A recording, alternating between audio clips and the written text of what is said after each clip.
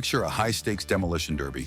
Cars are flying into corners at over 60 miles per hour, slamming into each other and flipping in clouds of dust. But here's the crazy part. They are doing all of this in reverse. And the craziest detail? The car dominating this insane motorsport was originally designed specifically for elderly people and housewives. Today, everyone knows DAF as a manufacturer of massive, heavy-duty trucks. But decades ago, this Dutch company built tiny passenger cars that secretly revolutionized the global auto industry.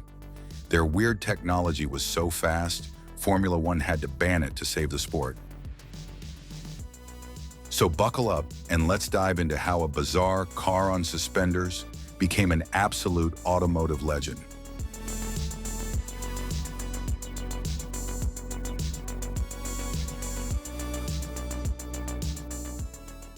Let's rewind to the 1950s. Europe is rebuilding after World War II, and people need cheap, simple wheels. Germany has the Volkswagen Beetle, France has the Citroën 2CV, and Italy has the Fiat 500. So the Dutch company DAF, already successfully producing trucks, decides to create the first people's car of the Netherlands.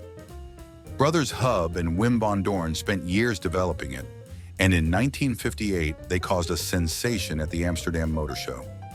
Meet the DAF 600.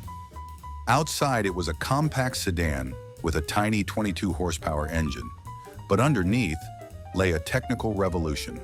Instead of a stiff manual gearbox and heavy clutch, DAF introduced the Variomatic. It was the world's first mass-produced continuously variable transmission, or CVT. It was genius in its simplicity. Conical pulleys on the rear axle were connected by thick rubber belts. Depending on engine speed, the pulleys widened or narrowed, changing the gear ratio smoothly. The result? Perfectly smooth acceleration with zero jerking, just two pedals, gas and brake. But innovation comes with a price. The rubber belts were totally exposed under the car. Mud, rocks, and debris meant they occasionally snapped right in the middle of a trip. Because of this, DAFs were instantly nicknamed cars on suspenders. A hilarious urban myth was born: if your belt snapped in the middle of nowhere, you could supposedly borrow your passenger's tough nylon pantyhose, tie them in place of the belt, and limp to the nearest garage. It sounds absurd, but the legend stuck. It had another quirky flaw. The Variomatic couldn't engine brake downhill, frying the regular brakes. So engineers added a literal mountain button. You flick this switch on the dash to lock the pulleys and safely roll down a hill. Try explaining that to a modern driver. Also, it was painfully slow. 0 to 55 miles per hour took an eternity, around 50 seconds. But the real disaster was the marketing. DAF ran ads claiming, "Even a woman or an old person can handle it." In the patriarchal 1960s, this was a death sentence. Men flat out refused to buy it. In the Netherlands, it became known as a shaker for grannies. But here is the ultimate paradox. While regular guys thought they were too cool for a DAF, the royals loved them.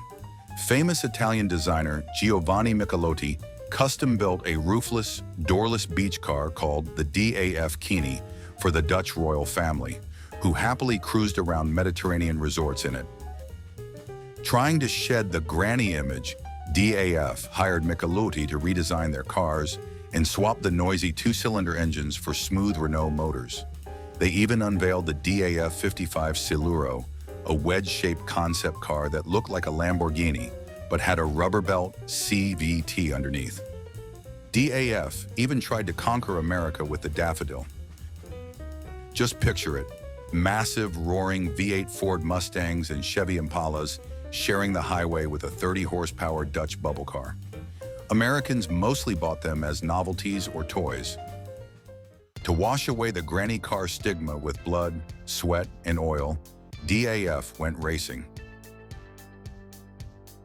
In 1968, they entered the brutal London-Sydney Marathon, 10,000 miles across the planet's worst terrain. The Variomatic was brilliant. Because each rear wheel had its own belt, it acted like a limited slip differential. If one wheel got stuck in mud, the other kept pulling. The tiny Dutch cars finished where elite sports cars broke down. But DAF's greatest legacy was in reverse racing. You see, the Variomatic allowed the car to drive backward, exactly as fast as it drove forward, over 60 miles per hour. These chaotic championships packed stadiums in Europe. Even today, Red Bull hosts reverse racing tribute shows with Formula One stars like Max Verstappen. The military even got involved. In 1974, the Dutch Royal Army ordered a light patrol vehicle. DAF just chopped the roof off a standard DAF 66 sedan, painted it green, and called it a day. Soldiers immediately dubbed it the Jeep on suspenders, but over 1,000 of them served faithfully until the 90s. Sadly, by the mid-1970s, the oil crisis and terrible crash safety ratings killed DAF's passenger car division. To avoid bankruptcy, they sold it to Volvo. The Swedes, obsessed with safety, took one look at the Dutch blueprints and panicked, spending millions to redesign the cars just to meet basic safety standards. Today, DAF cars are retro exotics, but their DNA lives on. That Variomatic birthed the modern CVT transmissions you'll find in millions of Toyotas, Nissans, and Subarus today. But the most insane part of this legacy happened in Formula One. In 1993, the legendary Williams Formula One team tested a car with a direct descendant of DAF's CVT technology. With David Coulthard at the wheel, the engine screamed constantly at maximum RPM, delivering perfect power. The car was seconds faster per lap than the competition. The FIA was so terrified this tech would destroy the sport that they immediately banned CVTs from Formula One forever. Even the Soviet Union tried to steal the tech during the Cold War. While they couldn't make belts strong enough for cars, they successfully slapped Dutch CVT principles into their legendary snowmobiles and the massive Neva combine harvesters that gathered wheat across the USSR. From a fragile granny car to changing Formula One history and harvesting Soviet grain. Not bad for a car on suspenders. So, would you dare to drive 60 miles per hour backward on rubber belts? Let me know in the comments below. Hit subscribe for more crazy automotive history, and I'll see you in the next one.